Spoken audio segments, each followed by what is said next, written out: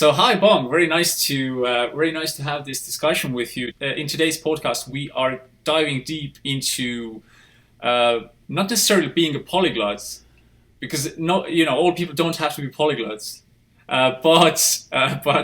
but we are diving into how to learn languages efficiently, and what not to do, what to do, what not to do.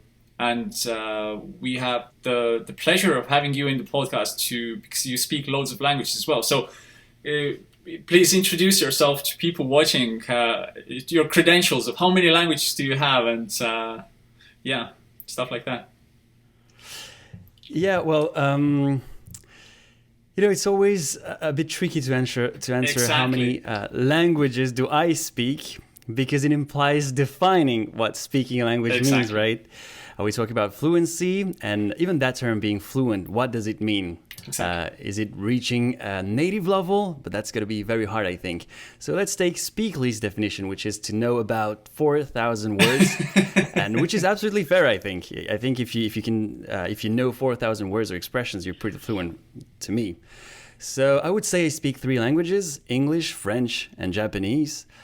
That's because I was born and raised in France. My mother is Japanese, my father is French. So when people ask, I usually say that my mother tongue is Japanese, because my mother is literally Japanese. And that's also the very first language I've ever spoken. And my native tongue is French. And sometimes I joke and I say my father tongue is French. That's because I was born and raised there, right? So also, I think there's a distinction for me personally between the mother tongue and the native tongue, and that's the reason why I think the native tongue is stronger than the mother tongue in my case, because I studied in France and in Canada, but my whole education was in French from elementary school to university, and then I worked for an American company, and so today I think that my English and my French are more advanced than my Japanese. So I understand everything in Japanese, but I would probably need to go to Japan for a couple of months to get it up to date. Apart from that, I went to Spanish and German-speaking countries, and I also studied 6 months in Korean. So I would say that I have an intermediate level in Spanish, German, and Korean. And I also studied Arabic, Chinese, Portuguese, and Italian at a very basic level. Yeah. So yeah. That's a good point. Like it's this weird polyglot pressure that some people have, right? We had one podcast with a very inspiring lady, Laura, who also is a language YouTuber, Laura Maliszewska, who is originally from Poland, and she was saying that she once made a video with the title "I speak and understand 7 languages," and people were incredibly, it has loads of views, like 1.5 million views, and she said that people really were incredibly mad about at her of saying that, why don't you speak those languages, like what's wrong with you?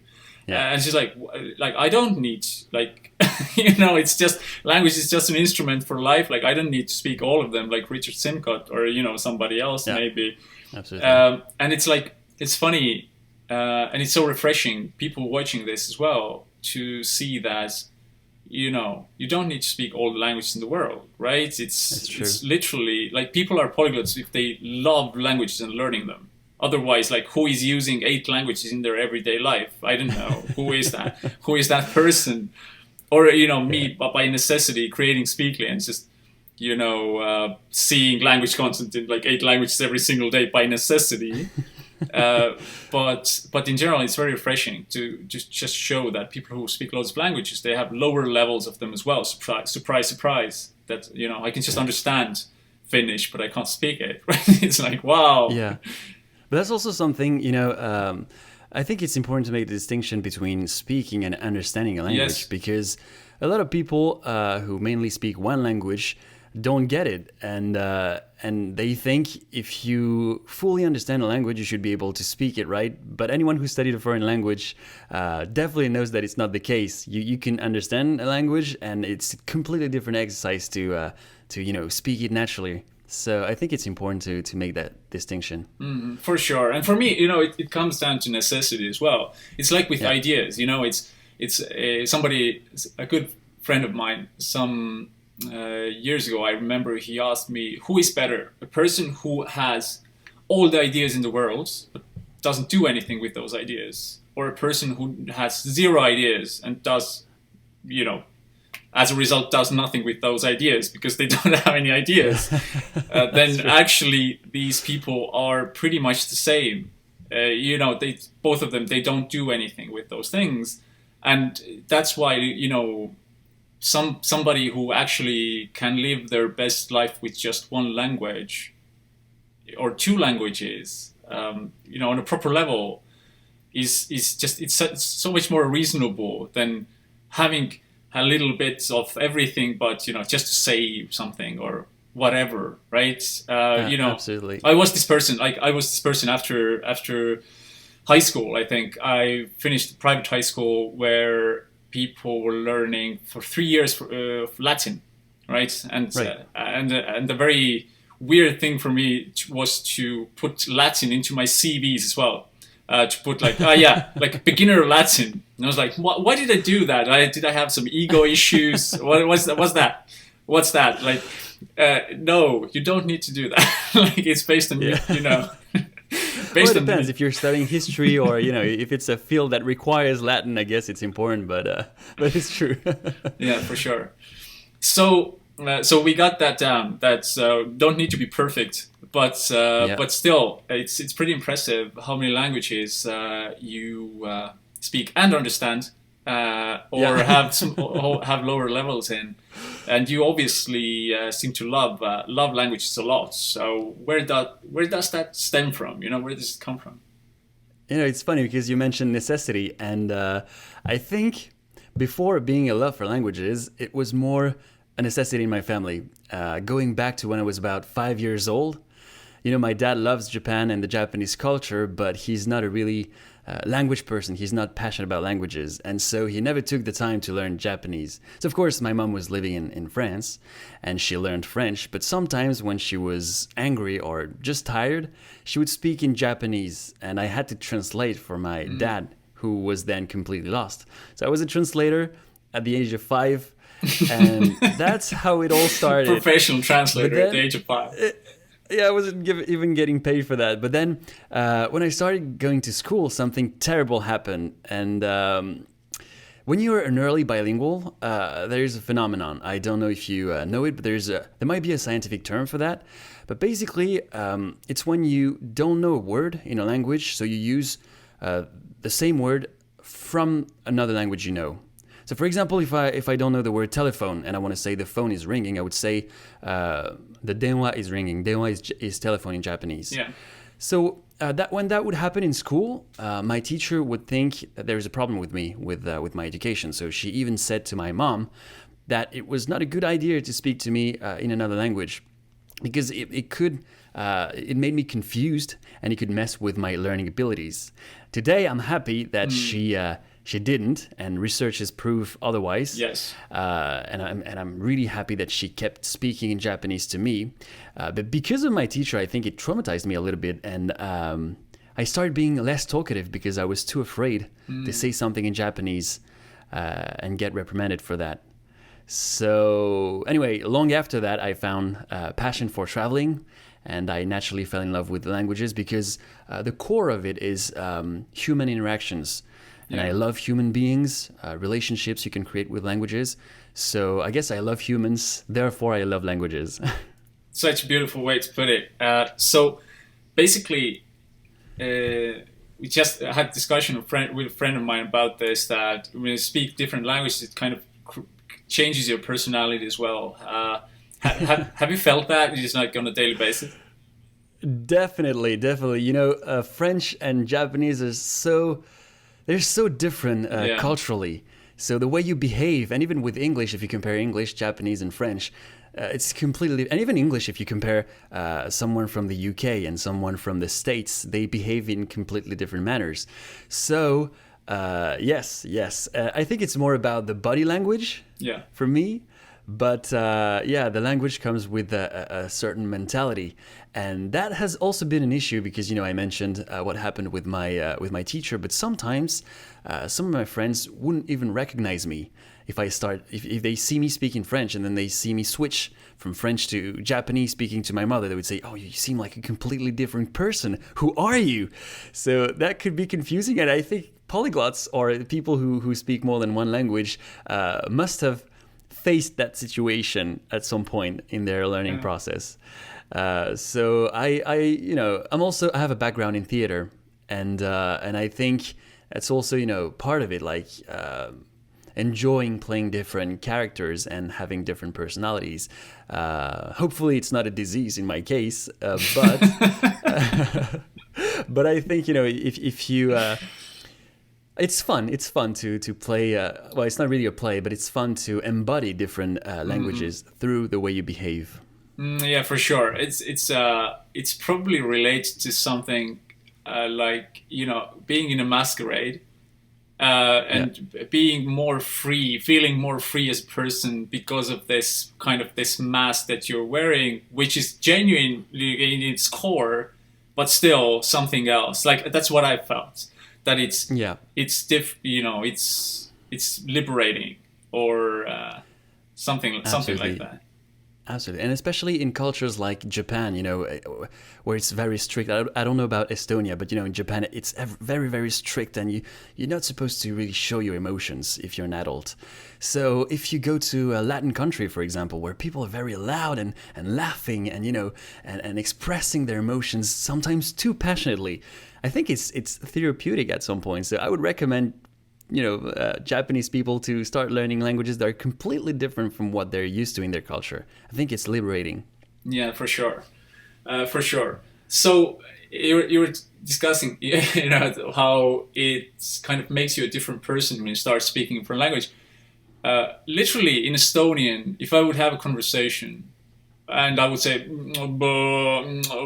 like I would do in French, like in the middle of words, I would look like a crazy person. And it's so cool, and it's so cool that you can do these things. It's just like at everything in South France, you could say "Hopla, voila" or something like that. Like, no, I wouldn't sound like a sane person when doing that in Estonia. But it's so different, yeah, of course, and it's so cool. I just said that the whole point of languages is kind of discovering the world and other people, and it's so much much more deeper. The connection with the country through the language, for sure, right? It's different, but it's sometimes it's challenging to people as well, because they will start, it's some countries kind of let people in easier than the others, probably. True. In That's Estonia, true. like Yes. Estonia might be, a post-Soviet country, but we're still, it's still a very innovative environment. And if somebody speaks Estonian at a store, says like, "Thank you, bill please," or whatever, I want to pay, everybody is so impressed. That's amazing, right? But in some countries, you can speak, perfect, but it's not 100%. It's 99.9, and people will switch to English, right, and stuff like that. So it's kind of different. Have you experienced something like that before as well? Absolutely. I've experienced that in German-speaking countries many times, and I don't think it comes from bad intention. I think people just want to make it. They want to make it easier for you, and it's the same in Paris. My French friends, they want to find opportunities to speak in English. So every time they would meet a foreign person, they would switch to English because they want to practice. But that doesn't help the person who wants to study the language, right? So I think. We need to educate those people, and we can have a conversation about it. So, for example, when I meet friends who are learning French, and they say, every time I make a mistake, they correct me, or because that's something else also. Like if you make a tiny mistake, and I've experienced that in Germany as well, they correct you right away, and you're like, that's not helping me. I prefer, having the whole conversation, and then after that, you say, oh, you said that. We actually say that. Rather than stopping every time, some people prefer that, but I think it's also okay as a learner to say to the other person, I'm studying French. My French is not that good, but please speak to me in French. Sometimes in some countries you'll need to do that because people will just be switching to English to make it easier for you. Yeah, for sure. And that's usually, it's like people have their own things going on in their heads, and it's like it might feel rude, but the other person's just, trying to help you. Yeah, They don't want, there is no malintent. It's just like absolutely. it's funny. I've been in such a situation, and if maybe you're not so self confident yourself, and you're like, why did you switch? Like, did I say something wrong? But no, it's just like maybe it's easier for you. I don't know. Yeah, it's true. I mean, especially when you see that the other person is struggling, searching for words, it takes just 30 seconds to give your message, but then you just stammer and search for words, and it takes 5 minutes. So you feel bad for the person who's trying to speak like that. Yeah. But it's part of the learning process, and it's good. It's brain activities there. So you want that to happen when you learn languages. So yeah, it's a bit awkward, and especially when you're in a crowd, a lot of people, and you have to tell a story, and you just spend so much time looking for words, and it makes it really awkward, and people are looking at you. So what's going on? And we just want to know the end of the story. That happens too, and it's very uncomfortable, and you have to go through that. But it's also part of the fun, I think. Yeah, exactly. And people who are not afraid of that probably are better in studying languages as well. That's one of those tricks, right? So you were mentioning something important. People watching might kind of find themselves in this thought, is that if I'm still learning language, I want to say a word, but the same meaning of the word in another language comes up. So it's kind of into your head, as you were saying that some words popped up in your head in Japanese. That happens all the time. Actually, it's like it's a super common thing happening in the brain, in the memory process, and it's actually super simple and rational and logical. That if your brain doesn't find something that to convey this message, then it by accident finds another thing that has the same meaning, but it doesn't know that's in another language because they are not so formed. That's because they are not so formed yet. So that's very very often it happens to my mom, for example. Would like to say yes in English. She said, but she says da, and she's like da. Why But her brain did that by just by itself. Happens all the time. So a big part of the languages that you are very on a very high level come from your family and your background. But obviously, as you were mentioning, you have a bunch of languages you've studied as well. So how do you study? How do you even tackle a language? Where do you even begin? Like if a person starts learning a language today, what would be your best kind of thing? Like 1, 2, 3, knockout punches that you would recommend to somebody? There are many schools of thoughts on how to study languages by yourself from scratch. And some polyglots will say that you should start speaking the language from day one. Some others would prefer learning the basic first. And of course, if you speak to polyglots, everyone is going to say that their method is the best one. Yeah. But I think it really depends on each and every one. Exactly. As we're all different, and we have different personalities. So my first tip would be to listen to yourself. Are you having fun using a certain method or tool? If so, it's probably for you. And if not, it's okay to switch. And on the other hand, if you feel dragged, if you feel like it's a pain, even if people say that it's the best method, it might not be right for you. And so my tip would be, instead of listening to influencers, I mean, it's good, you should take tips and advice, but it's better to listen to yourself. Are you really having fun? Personally, I belong more to the second category. I believe the language learning will be more efficient if you know how it works, the logic behind it. And for vocabulary, however, I personally feel like making lists has not been really successful, at least for me.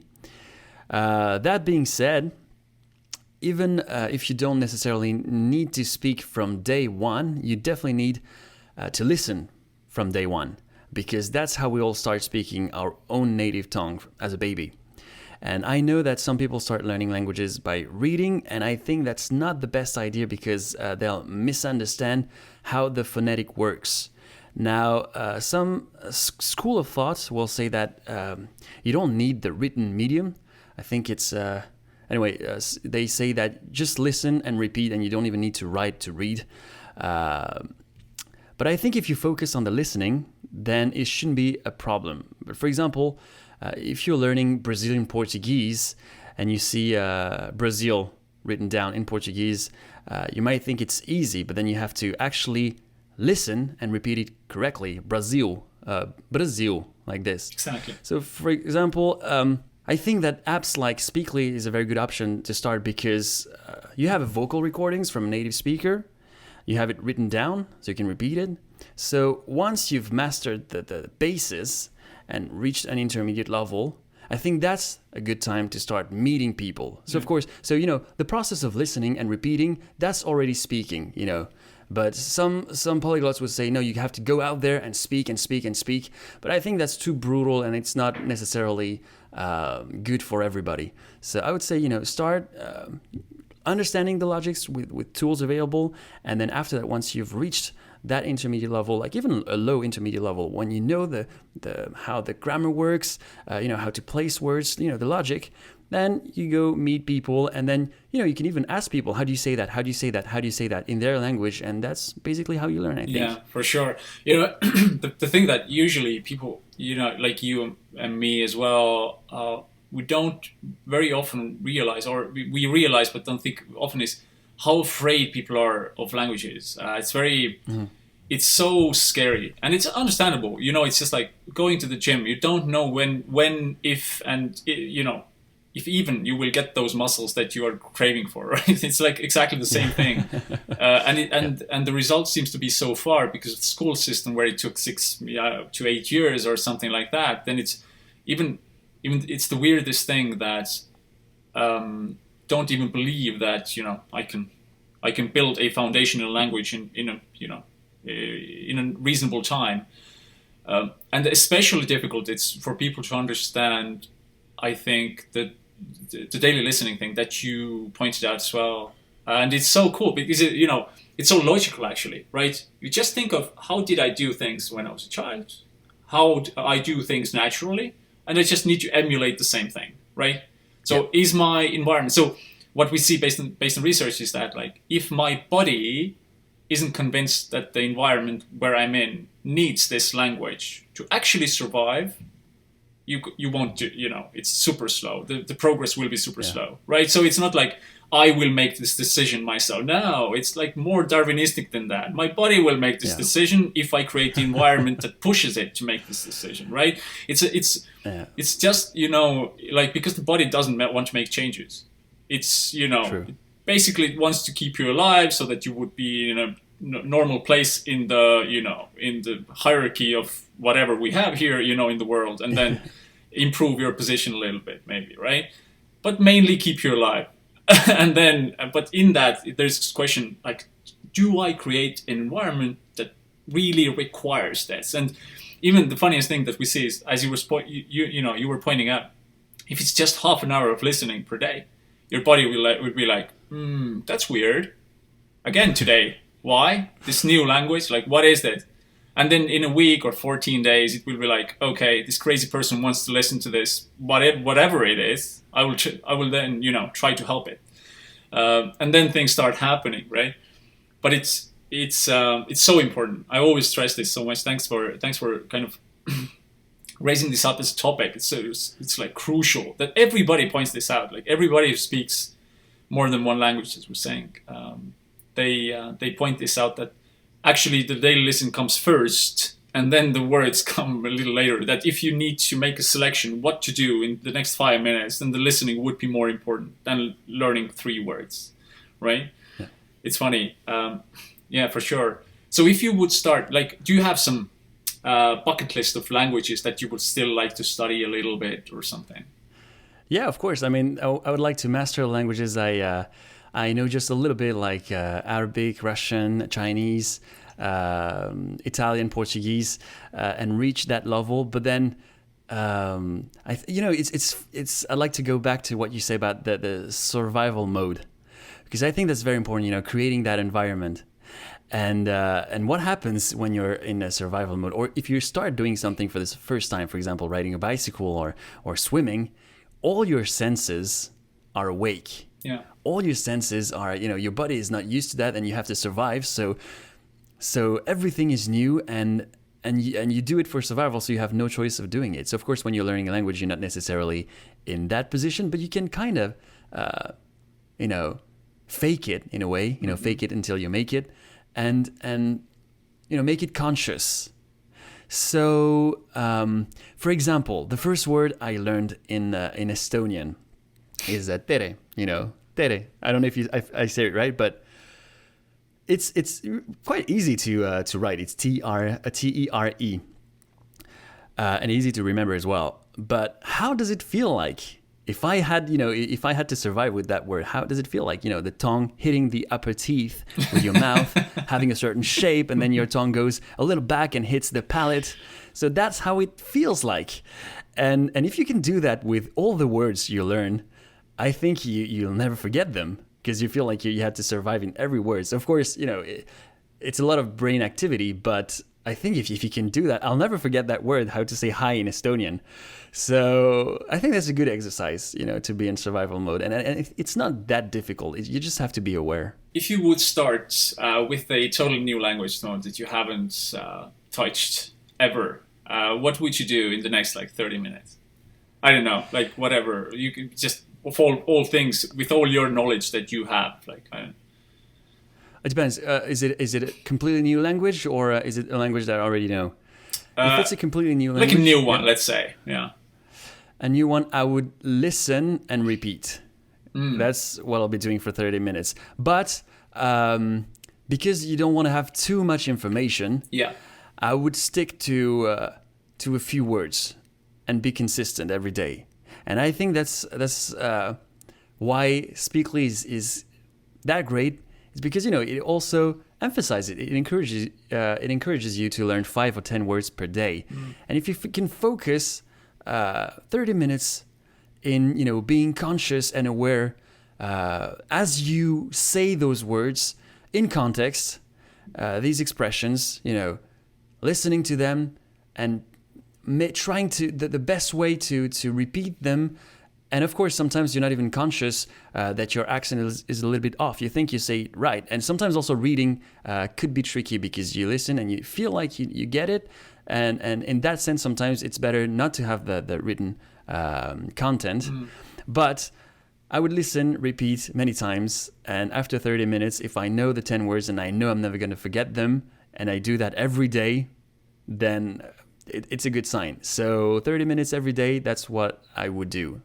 Just a few words, expressions in context, through an app, I think, or something, content I would find on the internet, or even a YouTube channel. Sometimes, it's native speakers teaching languages, and it's natural. So I would just, pause the video, listen, repeat, and do that for 30 minutes every day until I reach a certain, intermediate level where I can actually...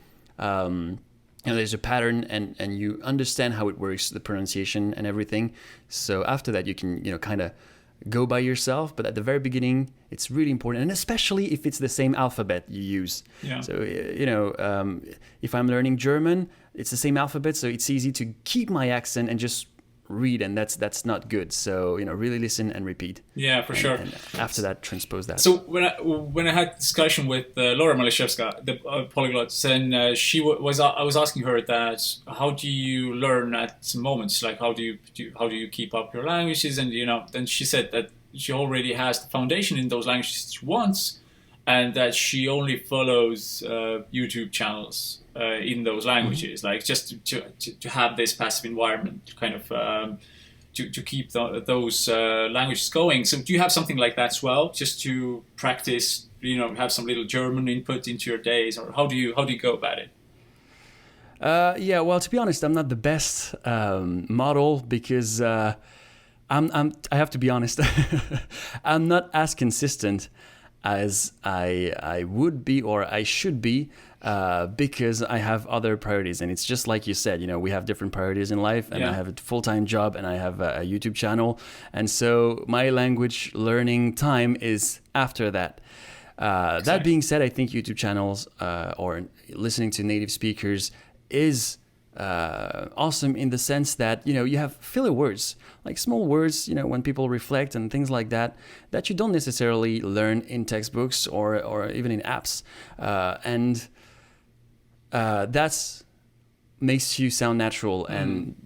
And also, that's just for the motivation, watching a YouTube channel. Sometimes you don't even want to learn the language when you do that. You just, you think it's the content is interesting.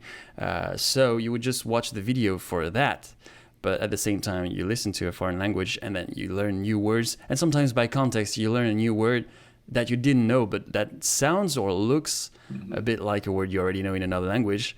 So I think watching YouTube channel is definitely part of my learning language routine without being part of it, because I didn't, it's not like, okay, I need to focus. If you start a language, you need that time. Okay, every day I put an alarm and I have to study 15 minutes, just the language. But then after a certain level, you don't do that anymore. It's just, you go with the flow and you listen to videos in Spanish, you listen to videos in Japanese, and so it really depends where you're at. Exactly. From a certain level, it just makes sense to study from context. Like, it doesn't make sense you will just grab new meanings all the time. Like, why do this separately? Because language again is a holistic system, right? So why chop it up into weird small pieces? It doesn't make sense. By the way, like, so you think about language learning quite a bit, and it's weird that language learning is this kind of a domain or kind of part of life that we have, where still in 2021 people are using, especially in the school system, people are using horses instead of cars. It's so funny that we don't have many of those domains actually left. If we think about medicine or whatever it is, education seems to be the one that is so weirdly one of the most important domains. But it's literally, if I have selection between the car and the horse, I would be like, sounds like, seems like proper horse.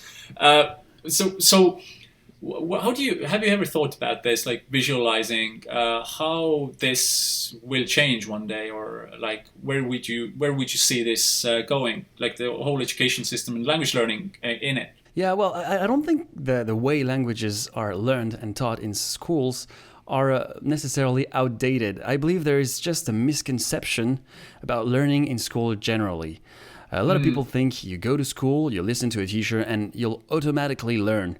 And as a matter of fact, I used to teach online as a language tutor for quite a while actually. And one of my students would be very frustrated and ask me, why am I not getting better?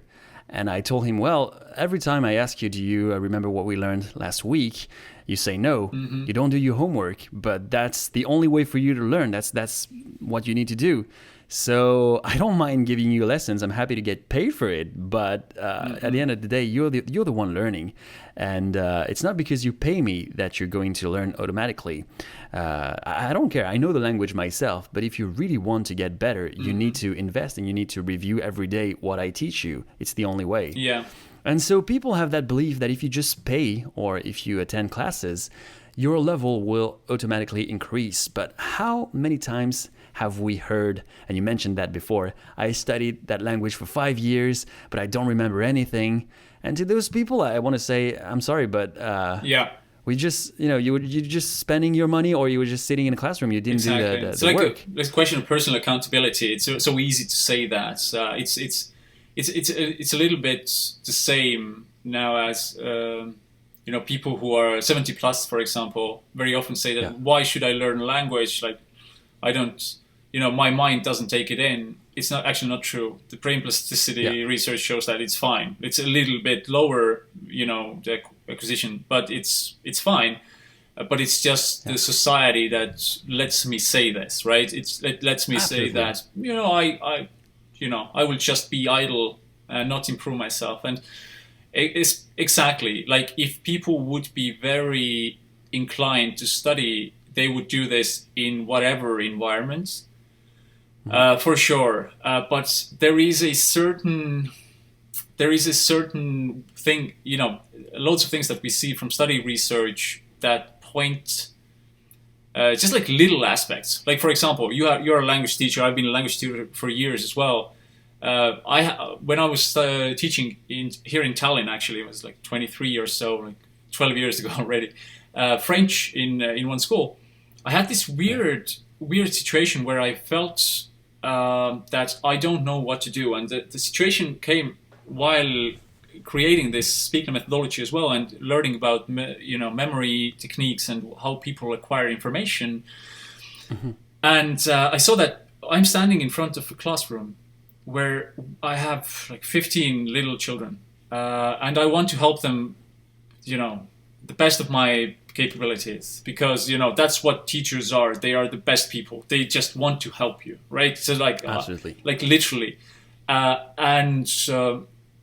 but standing there, I realized that I can't do this in an optimized way because I can't control the memories of all these children in an optimized way. So I will lose inefficiency. I'm an OCD person. Like I only think of research and efficiency, and I was like, I can't do in such a way that for example, everybody who is watching, maybe you have heard about the spaced repetition method. It means that if I repeat something, I should repeat this in X amount of times to maybe memorize this. And there are models that show that in some patterns it's better than the other, right? So there are several patterns, but standing in front of the classroom, I can't do that. My hands are tied because my brain doesn't take it in how to engage everybody so in such a way that it would be optimized. But an algorithm can do this literally right now. So that's the thing that I was confronted with in group studies, especially. And I'm not talking about individual studies, of course. Like these things are so good if you just study yourself. Like there is nothing holding you back. But in group studies, it's just those weird things that I don't know how one teacher can really have the impact that they would like to have. You know what I mean? I agree with you. And in schools, I think I don't know how many hours per week you have learning a language, but again, I think it goes back to what we said. And it's not only for languages, it's the same in every discipline. The learning process has to actively come from the student. Yeah. And that's the limit of teachers. And if each and every one of your students were learning actively, I think you could work on that. And because teachers, even though they have the best intentions, what makes them love their job is when they see the light in the eyes of a student who just got it. So I think that's something beautiful, and the human aspect is something we'll never find in technology. Yeah. But that being said, in terms of efficiency, if you think about it, like the person who's using an app, for example, he wants to learn a language, so he's already in the right mindset. Exactly. And if you take 1 hour per day on the app, and sometimes you're so focused on the learning, 1 hour per day, that's even more time you spend than sitting in a classroom. And on the other hand, when you're sitting in a classroom and you listen to a teacher, it's tough. Sometimes you don't even want to be there. Sometimes you want to go out and play with your friends. Whereas with an app, you just study whenever you want, wherever you want. And that's the strength, which unfortunately you can't have in a classroom or in the classical traditional model you find in schools. For sure. So I've been having discussions with education leaders in several countries about this, and it's so cool to see that basically how this is going, or where this is moving, is that teachers in the classrooms with study groups are going to be turned into basically like guides and motivators. Yeah. And then these people will be engaged by applications like Speakly or others that can engage you better. It's funny, from a language teacher, a lot is expected as well. It's you need to be an engagement expert, you need to be a memory expert, you need to be all these things. No, like you can just be a motivator and a guide, and you can be engaged by algorithms and stuff like that, and success states and everything else, which for a teacher in a classroom would be very difficult to do. So they don't have even the capacity very often to engage a person who is 17. Just like how their memory and brain works, just to make them tick and make them engage. You know what I mean? So it's going in that direction. It's so cool to see in the next years. But education is such a slow domain, so it will take loads of time. Yeah. I don't know how we can change that. But to be honest with you, I like the way you picture it, because I was officially a language tutor. But what does that mean? A language teacher. But I usually prefer calling myself a language coach. And the teaching would actually, now that I think about it, it would be less teaching. It would be more correcting and motivating. And so I would ask my more advanced students, what did you learn? And correct them from that. And so they would go on apps like Speakly. They would go, out speaking with friends, taking notes, come to me and, ask me questions about them. Yep. And from these questions, I could, bounce and say different things. Oh, by the way, that word could also be used to say that and that and that. And that's my way of teaching. And also motivating them. You doing a great job. Continue like that. You're good. You're capable. And I felt more like a motivator, like you said. So I think teachers should also be more like that, because if I think back when I was in school, also I had some for example, my English teachers used to be more unattaining than my other language teachers, and that made a huge impact on the way. Perhaps if my German or Spanish teachers were more engaging, then I'd be more fluent in Spanish or German today. But I had that connection with English thanks to my teachers. So. Yeah, exactly, and it's always this story that there was this one spark teacher that was engaging, and then that's because But it's the same as asking one person to be Facebook. The same engagement and the same everything, so that I would be engaged into this system. It's not possible. It's just like why let it's it's just like the whole. It's exactly. The teacher needs to be a motivator and a guide, for sure. It's for sure. It's moving in that direction. It's cool to see as well. It's there, and there. People are more and more open to integrating kind of technology in their studies as well. There are like 15 schools in Estonia doing an intro or like a pilot with integrating our application as well, and it's cool to see that people are inspired. So that's cool. If somebody's starting to learn language, like how would you? So you have learned a bunch of them. How do you motivate yourself? If it's even a thing for you, I don't know. Yeah, well, of course it's a thing, and I think motivation is important, because if you lose it, then I think it's the beginning of the end. What do? I am a YouTuber, and I have a few Polyglot friends who also have a channel. So. The thing is that I also meet them at events like Polyglot conferences, gatherings, or Langfest, and for me, so what's important is the human interaction again, the human connection. So we motivate each other, and we all go up together.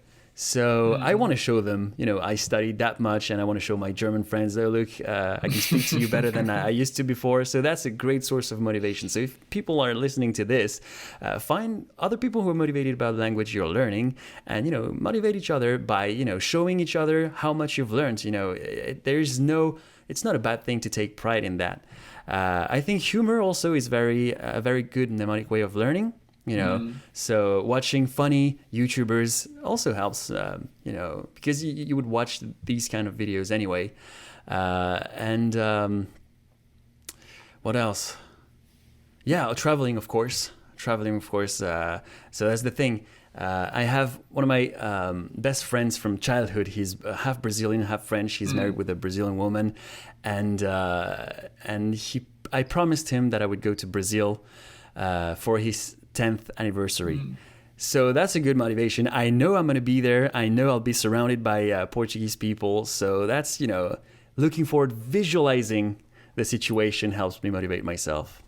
For sure, yeah. Having some kind of a goal or stuff. Do you have such goals? Yeah, except of this. So this Brazilian Portuguese goal, do you have properly set up at the moment? Yeah, and I think so it's a bit slow right now, but if I start buying my tickets, I know it's going to be I'm a bit of a lazy person, and as you said, if I'm placed in a situation where I have to survive, that's when things become serious. Yeah, for so everybody. I'm waiting for my So I'm probably thinking about when I'll buy my tickets, because with what's happening at the moment with the pandemic and everything, it's a bit difficult. But after that, when I start traveling again, I'll buy tickets to places and learn languages aggressively at that time. You mentioned other languages as well, like Russian. What's the deal with Russian? Why do you like that language so much?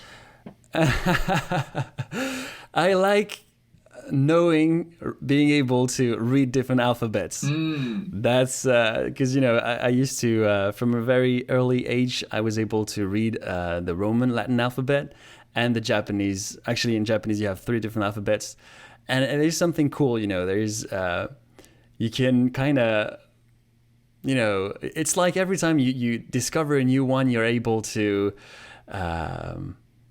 solve a puzzle, kind of.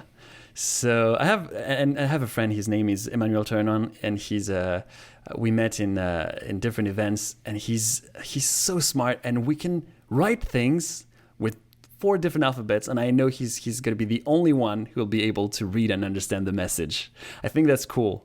So so I know how to read the Latin alphabet, the Japanese alphabets, the Korean, the Russian, and the Arabic, and I want to start studying also the Greek one, just to know how to read. And after that, of course, you need to learn the language a little bit, because otherwise you just forget. Yeah. But that was my main motivation at the beginning. And after that, Russia is the biggest country in the world.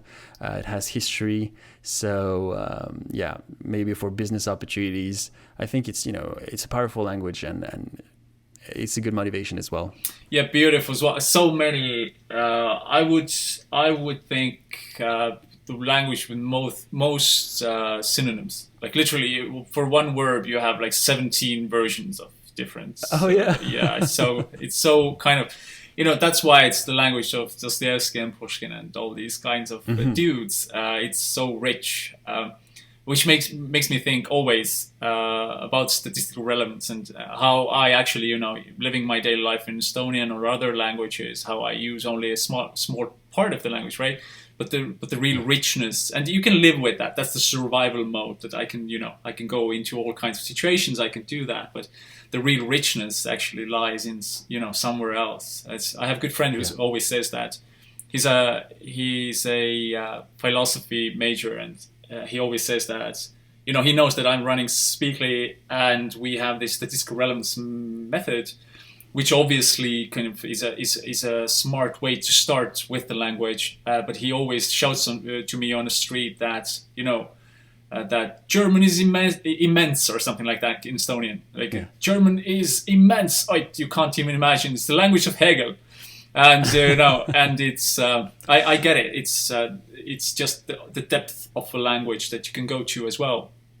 But it might be scary usually to people to really start thinking about it if it's so big and if it's so scary, like Hegel, right?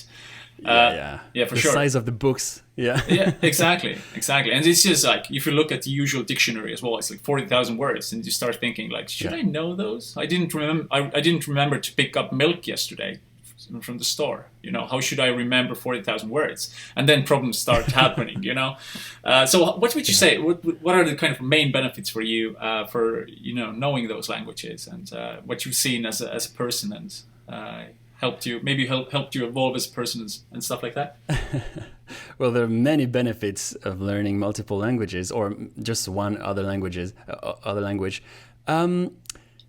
It's funny because you mentioned plasticity, brain plasticity, and a lot of people have the misconception that being smart is just a matter of how many neurons you have in your brain. But the more, and that's why also old people, they think they because you don't earn neurons throughout your life, you just lose them. So logically speaking, when you're older, you should be less inclined to to be able to learn languages. But more than the number, the amount of neurons you have in your brain, what matters is actually the connections between them. Yeah. And learning a language at any age makes those connections. So it's a perfect way to increase it, and it makes you more creative, logical, and think outside of the box. And I think people shouldn't just think, okay, I'm not good with languages. Yeah, of course, it's tough at the beginning, especially if you just speak one language, but it's not impossible. It's going to create brain activity, plasticity, and just that, even not being fluent in the language, just learning a few words in a language, already you're making that, that little spark in your head. The other benefit, of course, is the doors it opens. If you know another language, of course, you'll be able to go to a country where people speak that language and connect with them. So, of course, sometimes it's beautiful to still have, to be able to connect with someone without speaking the language, with body language and stuff, and you can still learn things. It's part of the adventure and it's beautiful. But how deeper do you think that relationship could be if you can communicate and learn about the person, learn about his love stories, his families, his children, what he went through in life. And I think, that's the most fundamental way that connects humans speaking. That's how we communicate, and that's how we connect to each other. And in that sense, a language is very powerful. So that might be, that's the two main benefits, the top two benefits of learning multiple languages. Yeah, for sure. I felt this as well so many times, just living in different countries for many years. Lived in like 6 countries, in Paris as well. Oh yeah, cool. Yeah, and I think I just said country. That Paris is a country right now. It's fine. It's fine. That's fine. I got you. That's fine. It is. So it is kind of, and it's so cool to integrate into the environment for sure. It's a different thing, and I really enjoy. I probably have the same feeling about this, that like these languages are a part of your kind of identity, right? I wouldn't change these, for money or something. Like it's like for sure, absolutely. It's like the identity of something. Very special. As we was discussing, that you just like to know different alphabets. It's so cool. Like it's the nerdiest thing, but it's so cool because it's I just love to play these kind of linguistic games and stuff like that. It's cool, inspiring. Yeah. Well, most of the people say I'm a nerd, but that's fine. I can take it. Yeah, I'm a total nerd. Yeah. Bring it up, bring it on. Like the biggest nerds ever. That's cool. It was very inspiring to talk about all these things. Thanks, Mark. Well, thank you for the invitation. I appreciate that. It was very fun.